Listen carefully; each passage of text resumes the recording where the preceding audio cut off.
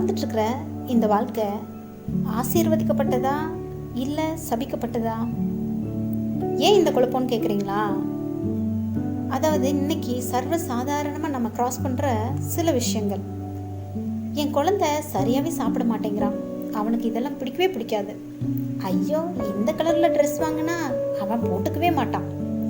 அவனுக்கு வீடியோ கேம்னா பிடிக்கும், மண்ணிலெல்லாம் விளையாடவே மாட்டான். இப்படி பேசுகிறப்பட்டவங்கள பார்த்துருப்பீங்க.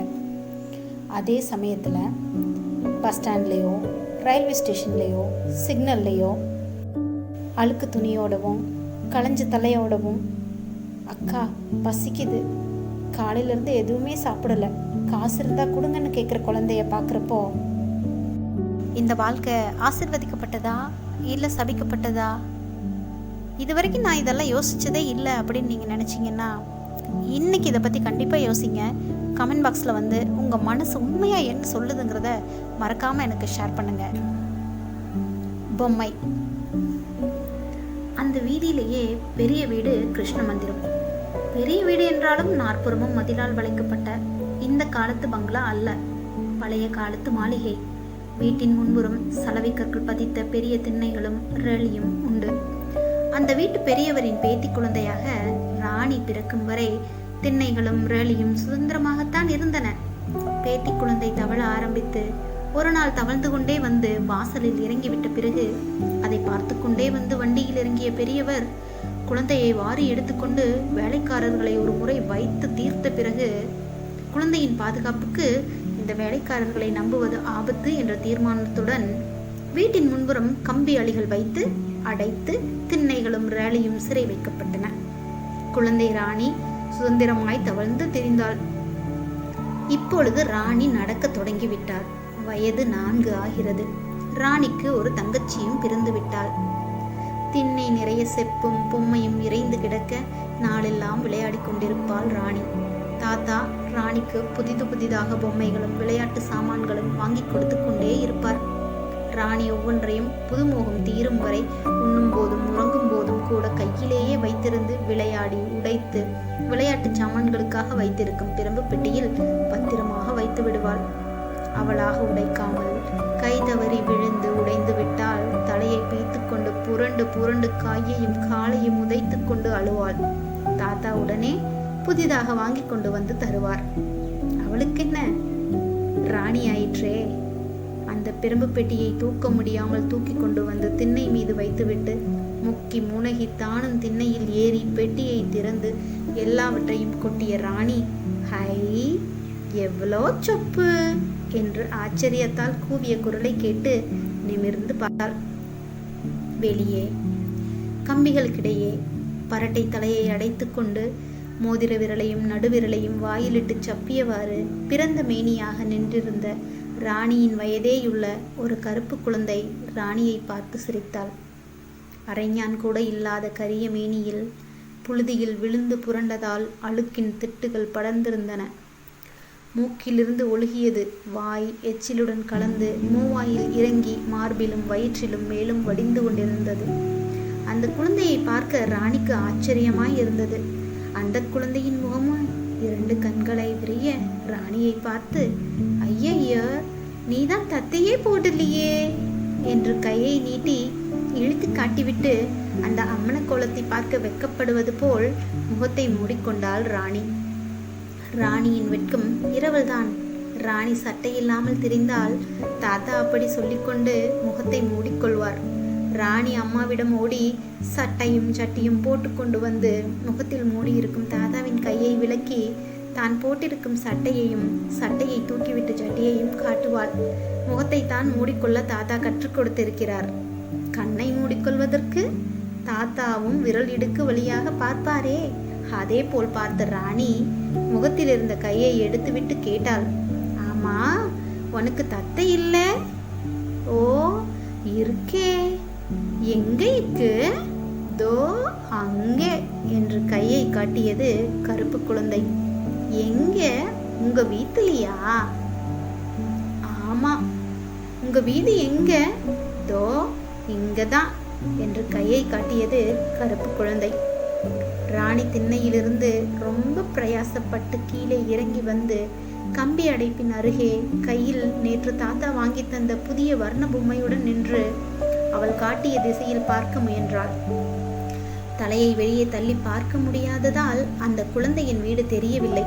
கருப்பு குழந்தை ராணியின் கையில் இருந்த பொம்மையையே பார்த்து கொண்டிருந்தது. கருப்பு குழந்தை காட்டிய இடம் அதிக தூரத்தில் இல்லை. கிருஷ்ண மந்திரத்துக்கு பக்கத்தில் நீண்டு செல்லும் சுவரோரமாக பிளாட்பாரத்தில் ஒரு பெரிய முருங்கை மரம் நிழல் பரப்பி நிற்கிறது.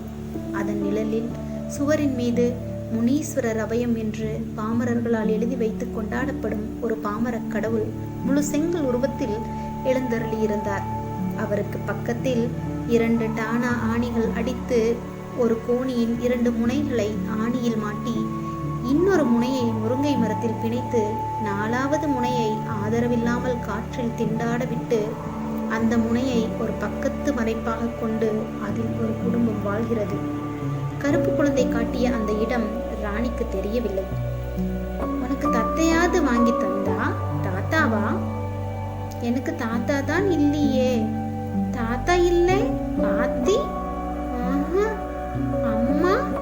ஓ, அம்மா இருக்கே. எங்க அம்மா வேலைக்கு போயிருக்கு.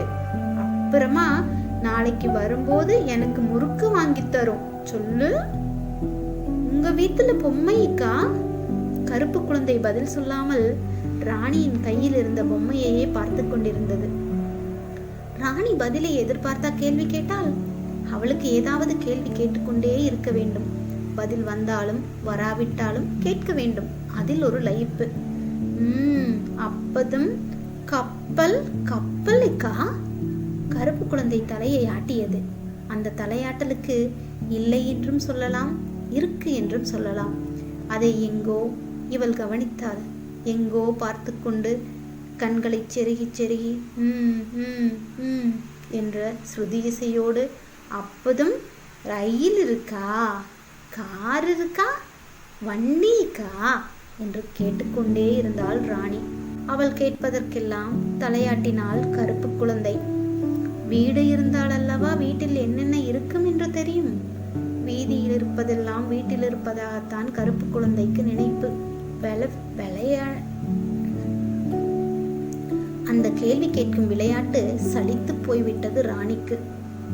நான் உள்ள போய் விளையாட போதேன் என்று கூவிக்கொண்டே திண்ணை மேல் ஏறிய ராணி, உங்க வீட்டுல பொம்மைக்கா என்று கடைசியாக மறுபடியும் ஒரு முறை கேட்டு வைத்தாள். கருப்பு குழந்தை வழக்கம் போல் தலையாட்டினாள். திண்ணை மீது உட்கார்ந்து கொண்டே ராணி தன்னிடமிருந்த வர்ண பொம்மைக்கு சட்டை போட்டாள். ஹை, சின்ன சட்டை என்று மகிழ்ச்சி குரல் எழுப்பினாள் கருப்பு குழந்தை. போ, நீதான் அது. பாப்பா கூட சத்த போத்துக்குது. பாப்பா தான் சமத்து. நான் ரொம்ப சமத்து, மானம் வரைக்கும் சமத்து என்று கைகளை அகல விரித்து கொண்டு சொன்னாள் ராணி. இவள் என்ன பேசுகிறாள் என்று கூட கருப்பு குழந்தைக்கு புரியவில்லை. கருப்பு குழந்தைக்கு புரிந்ததெல்லாம் தனக்கும் ஒரு பொம்மை வேண்டும், அதற்கு சின்ன சட்டை போட்டு அழகு பார்த்து சிங்காரிக்க வேண்டும். தானும் ஒரு சட்டையை வைதான். உள்ளே இருந்து குழந்தை எழும் சப்தம் கேட்டது. கருப்பு குழந்தை கால்களை எக்கிக் கொண்டு கம்பிகளின் வழியாக எட்டி பார்த்தது. அங்கச்சி பாப்பா அவுதா? அங்கச்சி பாப்பாக்கு தலைக்கு ஊத்துதா? உங்க வீட்டுல பாப்பா இக்கா என்று கைகளை தட்டி சிரித்தவாறு கேட்டாள் ராணி. எதை சொல்ல வந்தாலும் ஒரு கேள்வியாகத்தான் முடிக்க தெரியும் ராணிக்கு. எனக்குத்தான் தம்பிக்கானே. உங்க பாப்பாவை இங்க அழைச்சிட்டு வரியா? வீட்டின் உள்முற்றத்தில் குழந்தைக்கு தலைக்கு ஊற்றி குளிப்பாட்டி கொண்டிருக்கும் காட்சியில் லைத்திருந்த கருப்பு குழந்தை வழக்கம் போல் இதற்கும் தலையாட்டினாள். அப்பொழுது, ஏ செவாமி என்று குரல் கேட்டு வலது கையால் கம்பியை பிடித்து கொண்டு வலது காலை கம்பியில் உந்திக்கொண்டு இடது காலையும் இடது கையையும் வீசிக்கொண்டே திரும்பிய கருப்பு குழந்தை, இங்கேதாம்மா இருக்கேன் என்று பதில் குரல் கொடுத்தது. ஏ குரங்கே, பாப்பாவை பார்த்துக்காம அங்க எங்க போய் தொலைஞ்ச? வாடி, அங்கேயே நின்னுக்கிட்டு எனக்கு வேலைக்கு போகணும், வந்து கொட்டிக்க என்று தாயின் குரல் அழைத்தது. பொம்மை நல்லாக்கு, அம்மா கூப்பிடுது, நான் போய் பழுது தின்னுட்டு வர்றேன் என்று சொல்லிவிட்டு தாயை நோக்கி ஓடினாள் சிவகாமி. சிவகாமியின் தாய் ரங்கம்மாள் அந்த தெருவின் மறுகோடியில் புதிதாய் கட்டுகின்ற ஒரு வீட்டில் சித்தாள் கூலியாக வேலை பார்க்கிறாள். வேறு எங்காவது தொலைவில் வேலை இருந்தால் மத்தியானம் சாப்பிட வரமாட்டாள். பக்கத்தில் இருப்பதால் குழந்தைக்கும் போட்டு தானும் சாப்பிட வந்தாள். அவளுடைய கைக்குழந்தைக்கு பிறந்தது முதலே சீக்கு. கைப்பிள்ளை வயிற்றில் 6 மாதமாய் இருக்கும்போது புருஷன் ஸ்ரயோகத்தால் செத்து போனான். அந்த துயரத்தை மாற்ற வந்தது போல் அவளுக்கு பிறந்த ஆண் குழந்தையாகவும் புருஷனை போலேயும் இருந்ததால் அவளுக்கு அதில் ஒரு தனி மகிழ்ச்சி. பிறந்து 8 மாதமாகியும் சற்றும் வளர்ச்சியின்றி நரம்பும் தோலுமாய் கிடக்கிறது குழந்தை. நாள்தோறும் காலையில் பக்கத்தில் இருக்கும் முனிசிபல் தர்மாஸ்பத்திரி மருந்தை வாங்கிட்டு கொண்டுதான் இருந்தாள். அதுவும் குடித்து கொண்டுதான் இருந்தது. ரங்கம்மாளுக்கு கைக்குழந்தையின் மீதுதான் உயிர். சிவகாமி பொட்டச்சிதானே என்ற அலட்சியம். கைக்குழந்தைதான் ஆம்பள சிங்கமாம். அவன் வளர்ந்துதான் சம்பாதித்து போட்டு பெற்றவளுக்கு கஞ்சி ஊற்ற போகிறானாம். நோய் பிடித்து நரம்பும் தோளுமாய் உருமாறி நாளெல்லாம் சினுங்கி அழுது சோர்ந்து உறங்கி செத்துக்கொண்டே வாழ்ந்து கொண்டோ எப்படி இருந்தால்தான் என்ன? ஒரு தாயின் கனவுகளை வளர்க்க ஒரு குழந்தை போதாதா? 2 நாளாக கைக்குழந்தைக்கு காய்ச்சல் வேறு. வழக்கம் போல் முனிசிபல் ஆஸ்பத்திரி மருந்தை வாங்கி வந்து குழந்தைக்கு ஊற்றிவிட்டு பக்கத்தில் இருந்த குப்பை குழியில் தன்னை ஒத்த குழந்தைகளோடு விளையாடி கொண்டிருந்த சிவகாமியை அழைத்து வயிற்றுக்கு நீத்த தண்ணி வடித்து கொடுத்து, பாப்பாவை பார்த்துக்கோ, எங்கேயும் போயிடாத என்று காவலுக்கு வைத்து விட்டு போன ரங்கம்மாள் வரும்போது சிவகாமியை அங்கு காணாமல் கோபத்துடன் கூவிய போது பக்கத்திலிருந்து இங்கேதானம்மா இருக்கேன் என்ற குரல் கேட்டதும் சாப்பிட அழைத்ததாக தன் கோபக்குரலை மாற்றிக்கொண்டாள் ரங்கம்மாள். வரும்போதே அம்மா அம்மா என்று கெஞ்சிக் கொண்டே வந்தாள் சிவகாமி. என்னாடி? எனக்கும் சட்டை கொடுமா, சட்டை வெக்கமா இருக்கு என்று முழங்காடை கட்டிக்கொண்டு சாப்பிட உட்கார்ந்தாள் சிவகாமி. எங்க இருக்கு சட்டை? ஐய, பொய் சொல்ற, பெட்டிக்குள்ள இருக்குது. சிரித்து கொண்டே தலையாட்டினாள் சிவகாமி. ஒரே ஒரு கிளிசல் இருக்கு, அதையும் போட்டு புரட்டி அழுக்காக்கி போட்டுடுவேன். இல்லம்மா, அழுக்காக்காம அப்படியே புதுச்சா வச்சுக்கிறம்மா. அம்மா அம்மா, சட்டை இல்லாம எனக்கு வெக்கமா இருக்கு. அங்க அந்த வீட்டு பாப்பா புச்சட்டை போட்டு இருக்கு. எம்மா அழகு தெரியுமா அந்த பாப்பா. சரி சரி தின்னு. அலுமினிய தட்டில் இருக்கும் பழைய சோற்றையும் ஊறுகாயையும் தன் சின்னஞ்சிறு விரல்களால் அள்ளி அள்ளி சாப்பிட்டாள் குழந்தை. ரங்கம்மாள் பானையில் பருக்கையுடன் கலந்திருந்த தண்ணீரில் உப்பை போட்டு கலக்கி பானையோடு தூக்கி குடித்தாள். அம்மா அம்மா, இன்னாடி, எனக்கு ஒரு பொம்மை வாங்கி தரியா? தரேன். எப்ப வாங்கி தர? நாளைக்கு. அந்த பாப்பா நிறைய சொப்பு வச்சிருக்குமா என்று பொம்மையை பற்றியும் செப்புகளை பற்றியும் சட்டையை பற்றியும் பேசிக்கொண்டே சாப்பிட்டாள் சிவகாமி. சாப்பிட்டு முடித்த பிறகு சுவரோரமாக வைத்திருந்த ஜாதிக்காய் பெட்டியை திறந்து அதில் கிடந்த கந்தல்களை கிளறி ஒரு பழைய கிழிந்த கவுனை எடுத்து சிவகாமிக்கு அணிவித்தாள் ரங்கம்மாள். கவுனில் இடுப்பிலும் தோளிலும் கிழிந்தும் கையில் இருந்த கிழிசல்கள் தைத்தும் இருந்தன. அதை போட்டவுடன் சிவகாமிக்கு ஆனந்தம் தாங்க முடியவில்லை. ஹை ஹை என்று குதித்தாள். கவுனில் இருந்த கிழிசல்களை விரலை விட்டு பார்த்து கொண்டே, அம்மா, அந்த பாப்பா புதுச்சட்டை போட்டிருக்குமா என்றாள். அவங்கெல்லாம் பணக்காரங்க என்று சொல்லிக்கொண்டே கவுனின் பொத்தானை போட்டு விட்டாள் ரங்கம்மாள். நாமெல்லாம் ஏழைங்க. சரி, நீ பாப்பாவை பார்த்துக்க, நான் வேலைக்கு போயிட்டு வரேன், இங்கேயே இரு என்று சொல்லிவிட்டு புறப்படும் போது ரங்கம்மாள் கைக்குழந்தையை தூக்கி பால் கொடுத்தாள். அது கண்ணை கூட திறக்காமல் சரவேகத்தில் பால் குடிக்க மறந்து மயங்கி கிடந்தது. ரங்கம்மாளுக்கு நெஞ்சு பதைத்தது. வேலைக்கு போகாமல் இருந்து விடலாமா என்று ஒரு நொடி யோசித்தாள். போகாவிட்டால் ராத்திரி சோற்றுக்கு என்ன செய்வது? அரை நாள் வேலை செய்தாகிவிட்டது. இன்னும் அரை நாள் செய்தால்தானே 3/4 ரூபா கூலி கிடைக்கும் என்று நினைத்தவள், அப்பா முனீஸ்வரனே, என் குழந்தைய காப்பாத்து என்று வேண்டிக் கொண்டு புறப்பட்டாள். ரங்கம்மாள் புறப்படும் போது சிவகாமி ஞாபகப்படுத்துவது போல் கேட்டாள், அம்மா, பொம்மை. ரங்கம்மாள் சிவகாமியின் பரட்டை தலையை கோதியவாறே சொன்னாள், நீ அந்த பணக்கார குழந்தைய பார்த்துட்டு ஒன்னொன்னும் கேட்டா நான் எங்கடி போவேன்? அதுகிட்ட பொம்மை இருக்கு, நீ பாப்பா கிட்ட விளையாடே இரு என்று முரண்டினாள் சிவகாமி. நம்ம கிட்ட பாப்பா இருக்கு, நீ பாப்பா கிட்ட விளையாடிக்கிட்டே இரு என்று சிவகாமியின் கன்னத்தில் முத்தம் கொடுத்துவிட்டு ஓட்டமும் நடையுமாய் வேலைக்கு போனாள் ரங்கம்மாள். ரங்கம்மாளின் தலை மறையும் வரை குழந்தையின் பக்கத்தில் உட்கார்ந்திருந்த சிவகாமி எழுந்து தான் போட்டிருக்கும் சட்டையை தடவி தடவி பார்த்து மகிழ்ந்தவாறு கிருஷ்ண மந்திரத்தை நோக்கி துள்ளி துள்ளி ஓடினாள்.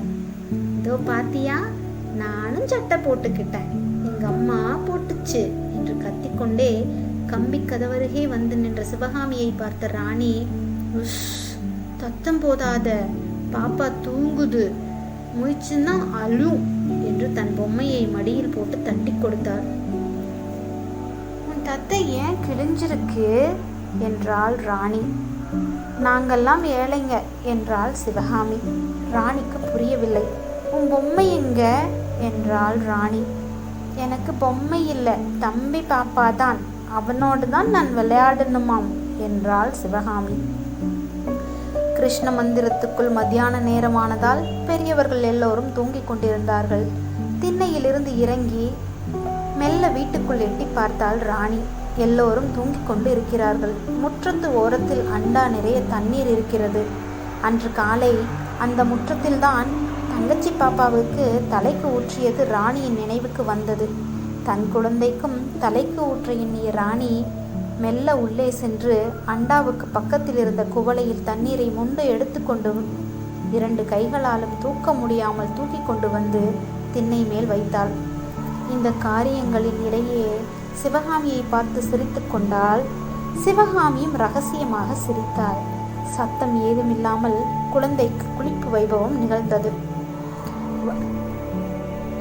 வர்ண பொம்மையின் தலையில் தண்ணீரை ஊற்றிய பொம்மையின் கண்ணும் மூக்கும் அழிந்து போயின. மீண்டும் தண்ணீரை ஊற்றி கழுவியதும் வெறும் மண்ணில் பொம்மை உருவம்தான் இருந்தது. ராணி அழ ஆரம்பித்தாள். கண்ணை கசக்கி கொண்டு விம்மல் விம்மலாய் ஆரம்பித்த அழுகை தாத்தா என்ற பெருங்குரலோடு வெடித்தது. ராணி அழுவதை கண்டதும் பயந்து போன சிவகாமி முருங்கை மரத்து நிழலை நோக்கி எடுத்தாள் ஓட்டம். முருங்கை மர நிழலில் சுவரோரமாய் படுத்திருந்த தம்பி பாப்பாவை பார்த்தவாறு உட்கார்ந்திருந்தாள் சிவகாமி. லேசாக அவன் முகத்தை தடவினாள். குழந்தை சினுங்கி அழுதான். அது அவளுக்கு வேடிக்கையாய் இருந்தது. அடிக்கொரு தரம் அவனை சீண்டிக் கொண்டே இருந்தாள். அவன் பக்கத்தில் மண்டியிட்டு உட்கார்ந்தவாறு அவனுடைய சின்னஞ்சிறு கால்களையும் கையையும் தொட்டு பார்த்தாள். அப்புறம் கழுத்து வரை பொருத்தி இருந்த கந்தலை எடுத்து பார்த்துவிட்டு வெட்கத்தால் முகத்தை மூடிக்கொண்டாள் சிவகாமி. ஐயையோ, தம்பிக்குத்தான் சட்டை இல்லையே என்று சொல்லிக்கொண்டே குழந்தையை பார்த்து, உனக்கும் சட்டை வேணுமாடா என்று கேட்டாள். பிறகு எழுந்து பக்கத்தில் இருந்த ஜாதிக்காய் பலகை பெட்டியை திறந்து அதிலிருக்கும் கந்தலை கிளறி ஒரு கிழிந்த ரவிக்கையை எடுத்துக்கொண்டு பெட்டியை மூடிவிட்டு குழந்தையின் அருகே வந்து உட்கார்ந்தாள். போர்வையை எடுத்துவிட்டு சட்டை அணிவிக்க முற்படும் போது அவளுக்கு இன்னொரு விளையாட்டு தோன்றியது. மோதிர விரலையும் நடுவிரலையும் சேர்த்து வாயிலிட்டு சப்பிக்கொண்டே எழுந்து ஹை ஹை என்ற தோளை உயர்த்தி கொண்டு குதித்தாள். சுவரோரமாக வைத்திருந்த 3 கல் அடுப்பு மீது பானை இருந்தது. அதனுள் பானை நிறைய பச்சை தண்ணீர். பக்கத்தில் இருந்த தகர குவளையில் ஒரு குவளை தண்ணீர் மொண்டு கொணர்ந்து தம்பி பாப்பாவின் அருகில் வைத்தாள். அந்த வீட்டு பாப்பா செய்தது போலவே குழந்தையின் அருகே 2 காலையும் நீட்டி போட்டுக்கொண்டு தன் சட்டை நனையாமல் இருக்க முன்பக்கத்தை எடுத்து மேலே செருகி கொண்டாள். குழந்தையை படுத்திருந்த இடத்திலிருந்து முக்கி முனகி தூக்கி கால்களின் மீது கிடத்தி கொண்டு தண்ணீர் படாமல் பாயையும் ஒதுக்கி வைத்துவிட்டு குழந்தையின் தலையில் ஒரு கை தண்ணீரை வைத்து எண்ணெய் தேய்த்தாள். பிறகு முகத்தில், மார்பில், உடம்பில் எல்லாம் எண்ணெய் தேய்ப்பது போல் தண்ணீரை தேய்த்தாள். குழந்தை ஈன சுரத்தில் சினுங்கி சினுங்கி அழுதான். பிறகு டப்பாவில் இருந்த தண்ணீரை கொஞ்சம் கொஞ்சமாய் குழந்தையின் தலையில் ஊற்றினாள். குழந்தை வயிற்றை எக்கி எக்கி கேவியது. சீ, இந்த பானை கை கெட்டலையே என்று முனகியவாறு காலில் கிடத்திய குழந்தையோடு இன்னும் கொஞ்சம் தள்ளி உட்கார்ந்த இடத்திலிருந்தே கைக்கு பானை எட்டுகின்ற தூரத்திற்கு நகர்ந்து சென்றாள். தெருவில் ஜனங்கள் நடமாடிக் கொண்டிருந்தனர். ஆனால் கட்டுவதற்கு ஆணியும் இல்லாமல் முருங்கை மரத்திற்கும் எட்டாமல் தொங்கிக் கொண்டு காற்றில் ஆடிக்கொண்டிருந்த அந்த கோணியின் 4வது முனை குழந்தையையும் சிவகாமியையும் மறைத்து கொண்டிருந்தது. இந்த பக்கம் குப்பை தொட்டி கோணியை விளக்காமல் இவளை யாரும் பார்க்க முடியாது. பார்த்தாலும் முதுகுப்புறம்தான் தெரியும். 2வது குவளை தண்ணீரை குழந்தையின் தலையில் ஊற்றினாள். குழந்தையின் வயிறு ஒட்டி மேலேற ஒரு முனை கேவிற்று. ரோ ரோ, அழாதெடா கண்ணு என்று கொஞ்சலுடன் தண்ணீரை ஊற்றிக்கொண்டே இருந்தாள். ஒவ்வொரு குவளை தண்ணீருக்கும் குழந்தைக்கு மூச்சு திணற வயிறு ஒட்டி மேலேறி கேவிற்று. அந்த குழந்தையின் திணறல் இந்த குழந்தைக்கு வேடிக்கையாயிருந்தது. 1, 2, 3வது குவளை தண்ணீரை சாந்தமாக அமைதியாக எவ்வித சலனமும் உடலில் காட்டாமல் ஏற்றுக்கொண்டது குழந்தை. தம்பி குளிச்சுட்டானே என்று நாக்கை தட்டிக்கொண்டு குழந்தையின் தலையையும் உடம்பையும் துடைத்தாள் சிவகாமி. பிறகு அந்த ரவிக்கையை சட்டையாக அணிவித்து முக்கி முனகி தூக்கி வந்து பாயில் கிடத்தினாள்.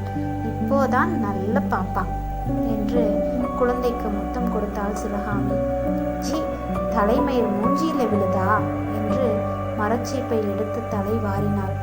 பொட்டு அதோ செங்கல் உருவில் பக்கத்தில் எழுந்தருளியிருந்த முனீஸ்வரனின் மேல் இருந்த குங்குமத்தை எல்லாம் சுருண்டி எடுத்து கொண்டு வந்து தம்பிக்கு பொட்டு வைத்தாள். கால்கள் 2ஐயும் சேர்த்து வைத்தாள். கைகளை மார்பின் மீது குவித்து வைத்து துவண்டு கிடந்த தலையை நிமிர்த்தி வைத்தாள். தம்பி ஏன் அழல என்ற நினைவும் வந்தது. தம்பிதான் பட்டு பாப்பா, அழவே மாட்டான். தம்பி தம்பி என்று எழுப்பினாள். குழந்தையின் உடம்பு சில்லிட்டிருந்தது. அப்பா, ரொம்ப சில்லுன்னு இருக்கு தம்பி, ஏண்டா சிரிக்க மாட்டேங்கிற? கையை ஆட்டு. ஆட்ட மாட்டியா? கண்ணை திற என்று இமைகளை விலக்கிவிட்டாள். கண்ணத்தர என்று இமைகளை விலக்கிவிட்டாள். கண்கள் வெறித்தன. என்னடா தம்பி, பொம்மை மாதிரி பார்க்குறியே, நீ பொம்மை ஆயிட்டியா என்று கைகளை தட்டி குதித்தாள் சிவகாமி. சாயங்காலம் ரங்கம்மாள் வேலையிலிருந்து திரும்பி வரும்போது கிருஷ்ண மந்திரத்தின் அருகே வர்ணம் போன ஒரு மண் பொம்மை தூக்கி எறிந்த வேகத்தில் கால் பகுதி மட்டும் கொஞ்சம் உடைந்து கிடந்தது. காலில் தட்டுப்பட்டது ரங்கம்மாளுக்கு. குனிந்து அதை கையில் எடுத்தாள். மத்தியானமெல்லாம் குழந்தை பொம்மை வேணும்னு அழுதாளே என்று நினைவு வந்ததும் கையில் எடுத்ததை மடியில் கட்டிக்கொண்டாள். சற்று தூரத்தில் சிவகாமி ஓட்டமாய் ஓடி வந்தாள். எங்கடி ஓடியார? வீட்டுக்குத்தானே வர்றேன், இந்தா உனக்கு பொம்மை என்று வர்ணம் போன பொம்மையை கொடுத்தாள். இதுதான் அந்த பாப்பாவோட பொம்மை, உடஞ்சி போயிடுச்சு. அம்மா, நம்ம தம்பி பாப்பா இல்லை, தம்பி பாப்பா அவன் பொம்மை ஆயிட்டாம்மா, வந்து பாரேன். அந்த பாப்பாவோட பொம்மை தான் கெட்டு போச்சு, தம்பி நல்லா இருக்கான், வந்து பாரேன் என்று தாயை இழுத்தாள் சிவகாமி. என்னடி சொல்ற பாவி என்று பதறி ஓடி வந்த ரங்கம்மாள் குளிப்பாட்டி சட்டை போட்டு தலைவாரி நெற்றியில் பொட்டு வைத்து நீட்டி கிடத்தி இருக்கும் தன் ஆசை மகனை பார்த்து ஐயோ மவனே என்று வீழ்ந்து புரண்டு கதறி அழுதாள். சிவகாமிக்கு ஒன்றும் புரியவில்லை. மோதிர விரலையும் நடுவிரலையும் வாயிலிட்டு சப்பிக்கொண்டு முகமே கண்களாய் விரிய பேந்த பேந்த விழித்தவாறு நின்றிருந்தாள். அவள் கையில் ராணி குளிப்பாட்டியதால் வர்ணம் போய் தூக்கி எறிந்த வேகத்தில் கால் உடைந்து போன அந்த நொண்டி பொம்மை இருந்தது. அம்மா எதற்கு அழுகிறாள் என்று சிவகாமிக்கு புரியவே இல்லை. ஆனாலும் அவள் உதடுகளில் அழுகை துடிக்கிறது. அவள் அழப்போகிறாள்.